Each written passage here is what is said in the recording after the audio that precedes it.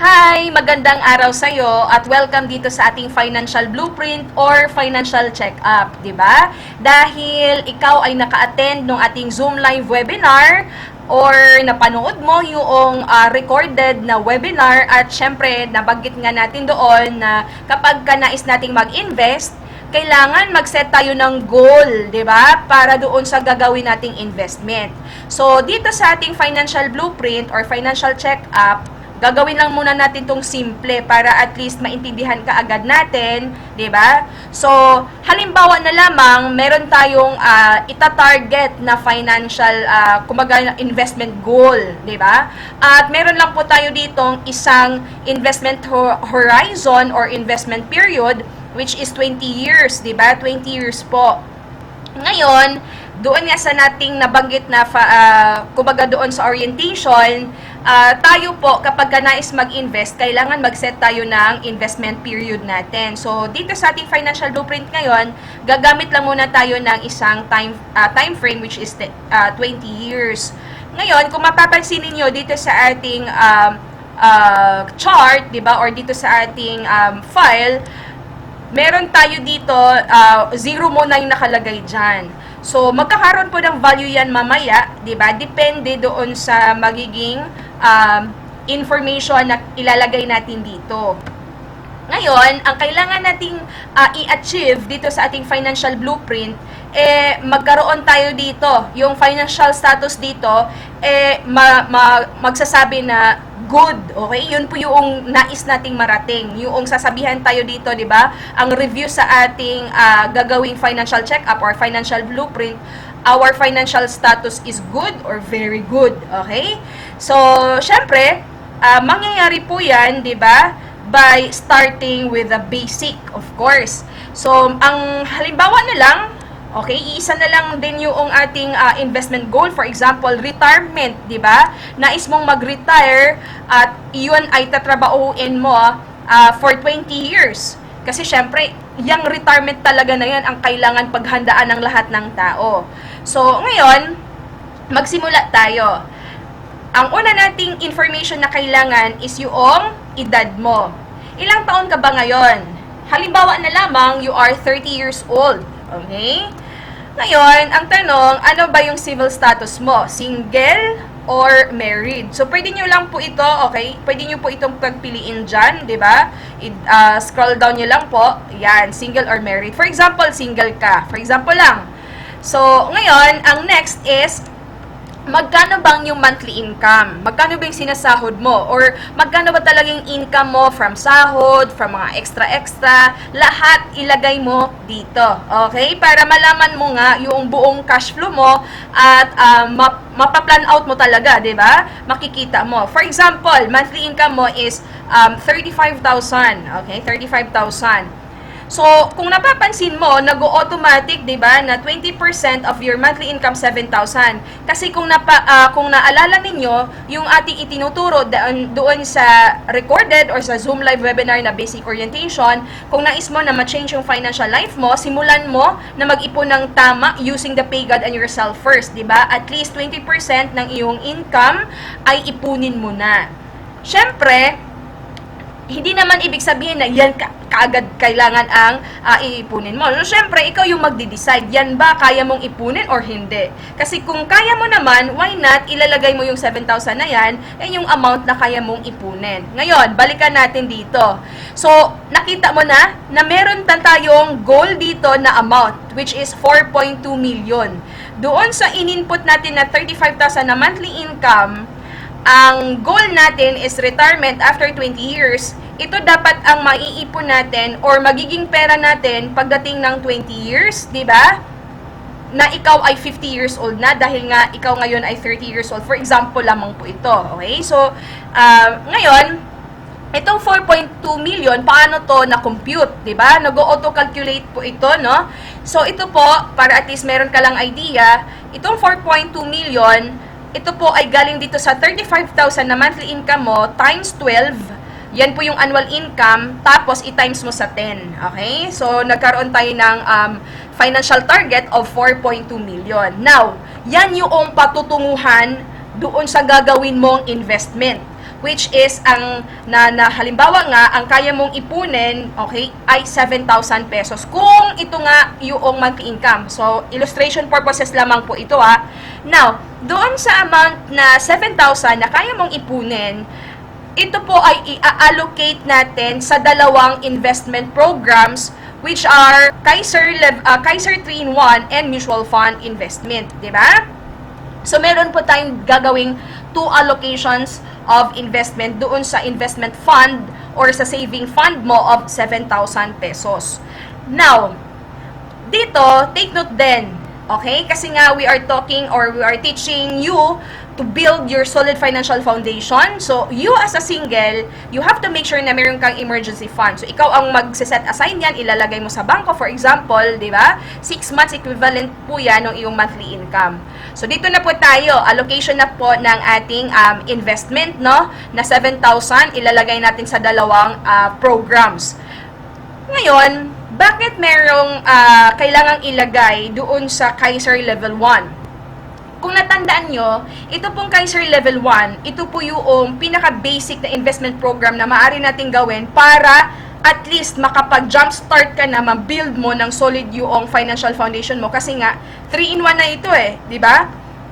Meron na itong insurance, meron na itong healthcare, and at the same time, meron siyang investment. Okay?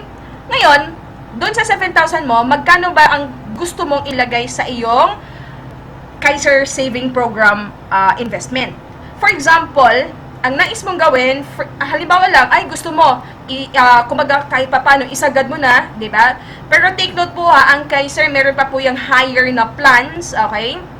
Ito lang pong 4 yung pinaka-basic lang din talaga. But if you want to get a higher Kaiser saving plan, meron po yan, up to K1 million po yan, okay?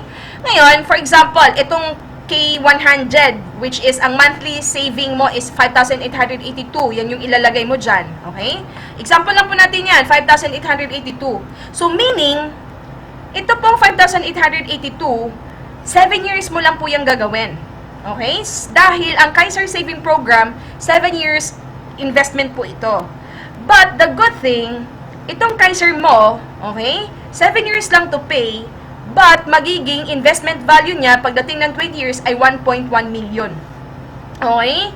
So, ngayon, kung mapapansin mo, sa 7,000 mo, ang 5,882 napunta sa Kaiser Saving Plan.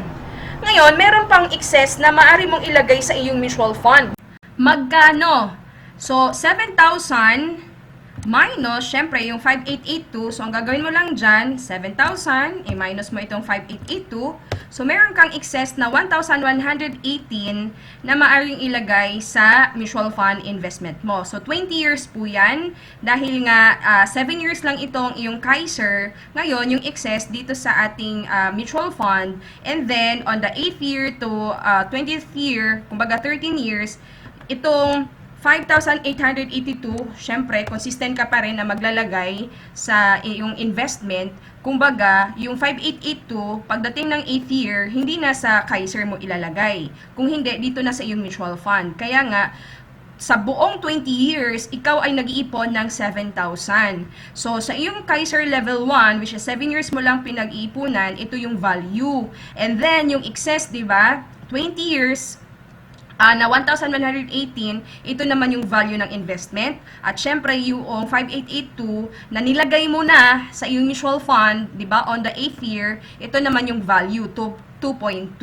Ngayon, ang total investment mo after 20 years ay 4.3 million na, di ba? So, ibig sabihin, nakikita mo dito na na-achieve mo yung financial target mo of 4.2, di ba? Kaya nga, may nakalagay dito sa iyong financial status na you are good. Kaya nga, 'di ba, meron po tayong notes dito sa baba, 'di ba? Note 1, if you can save and invest 20% or more than doon sa iyong monthly income, you will be financially free within 20 years, 'di ba? Note 2, if you can save less than 20%, 'di ba? Kung halimbawa, less than hindi 20% ng iyong monthly income ang maiipon mo, you need to review your cash flow, 'di ba? Kaya nga kung halimbawa po, Dito, balik po natin, di ba? 7,000 ang 20% na yung monthly income, pero ang matitipid or ang i-invest nyo lang is 3,000. For example lang, di ba? So, ngayon, ang mangyayari dyan sa 3,000, kasi for example, bakit 3,000 lang? Kasi marami ka pang bayarin, pero nais mong mag-save, mag-invest. Pero 3,000 pa lang, hindi pa lang 20%. So ngayon, kung ito po, syempre i-adjust po natin diyan. Maglalagay po tayo diyan ng 2,647 sa iyong Kaiser. Ayan. So ang value ng Kaiser ng 2,647 pagdating ng 20th year is 524, 'di ba? Tapos kung mapapansin mo, 'di ba, meron pong nakalagay dito na 353 kasi nga yung 3,000 minus 2,647, so ibig sabihin yung excess, 'di ba? So buong 20 years nag-ipon ka talaga ng 3,000 yung excess, 'di ba? Nilagay mo sa mutual fund, tapos pagdating ng 8th year, yung yung binabayad mo sa mutual fund, invest mo siya sa iyong, yung binabayad mo sa iyong Kaiser, invest mo siya sa iyong mutual fund. So, ngayon, ang mangyayari, tingnan mo, di ba? Ang target mo, ang financial target mo is 4.2 kasi ang binago lang naman natin is yung amount na i-invest mo, di ba? So, 4.2. Ngayon, doon sa in-invest mo na 3,000 na inallocate natin sa dalawa, ang magiging value niya, di ba? Total investment value niya pagdating ng 20th year or after 20 years, 1.8, di ba? Kaya ang laki ng difference na kailangan mong habulin. Kaya ang nakalagay nga dito, your financial status is, di ba? Need to adjust. Okay? So, dito mo makikita talaga sa financial blueprint na yung pag-iipon mo, yung pag-i-invest mo ngayon, makakarating ka pa talaga doon sa iyong patutunguhan. Now, what if naman, for example, what if naman, hindi ka maglalagay dito sa iyong Kaiser saving plan? Kasi there are people, ayaw ng Kaiser kasi gusto lang kaagad investment. So, tingnan po natin. Okay? Baguhin po natin ito. Ito, pagpalagay na lang natin. Yung 3,000 na yan, hindi natin siya ilalagay sa ating, wala tayong ilalagay sa ating Kaiser. So, 0 po yan. So, ngayon, yung buong 3,000, sa mutual fund ka lang nag-invest, 2.9 ang magiging value. Tingnan mo, di ba? Need to adjust pa rin, di ba?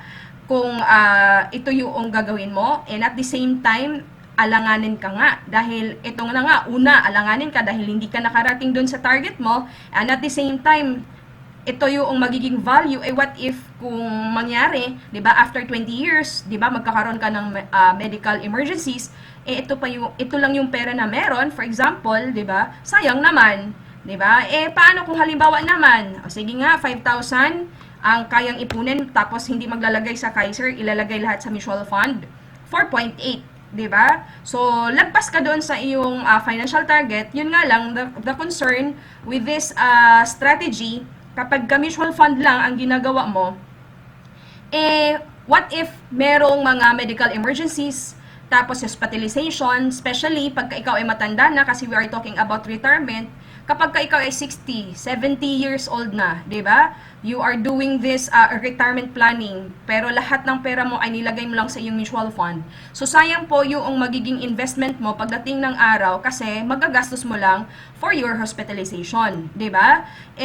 Lalo pa kung halimbawa, paano after 20 years, magkakaroon ulit na parang bagsak ang ekonomiya, magkakaroon ng COVID, another pandemic, whatever, kasi hindi natin talaga alam ang magiging takbo ng panahon.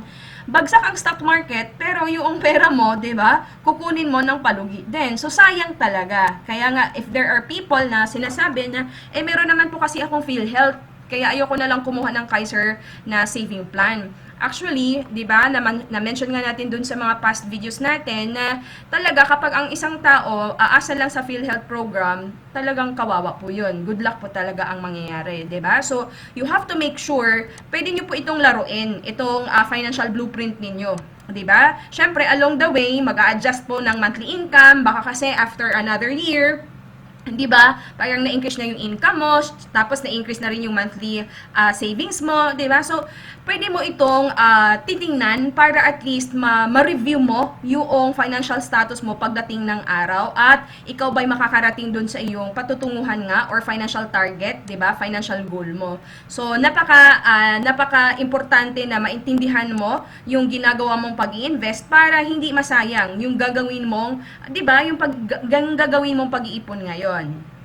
Kung ang concern mo naman, gusto mo na lang i-focus sa mutual fund kasi ayaw mo na maglagay sa Kaiser kasi wala ka ng ibang budget pa, 'di ba? Sabi ko nga po sa inyo, you need to review your cash flow. You have to increase, 'di ba? Kailangan mo talagang magkaroon ng income streams aside from your employment. And nandito ka na rin naman sa IMG, meron tayong entrepreneurship program sa IMG. So, kung halimbawa, 'di ba, alanganin ka, 3,000 lang talaga yung naiipon mo, 'di ba? So, need to adjust ang mangyayari diyan. So, kailangan maghanap ka ng paraan, 'di ba? You can do the IMG business para ma-expedite, 'di ba? Yung pag-achieve ng iyong goal. Ito 20 years time pa ang nilagay natin na time horizon dito. But if you do the IMG business, 'di ba? Magkakaroon ka ng business income, for example, extra 20,000, extra 30,000, 'di ba? Of doing the IMG business, ilalagay mo lahat 'yan, 'di ba? So meron ka na sa Kaiser, meron ka pa sa mutual fund. Ma-expedite, hindi mo kailangan maghintay ng 20 years para ma-achieve yung goal mo, 'di ba? So, kapag nakikita mo dito, pag ginagawa mo yung financial blueprint mo na magre-red po ito, need to adjust. So, kailangan i-review mo. Saan ka ngayon, 'di ba? Anong gagawin mo ngayon para magkaroon ka ng cash flow? Para mas mapadami yung investment mo, para mas mapabilis yung pag-achieve noong financial goal mo or ng financial target mo.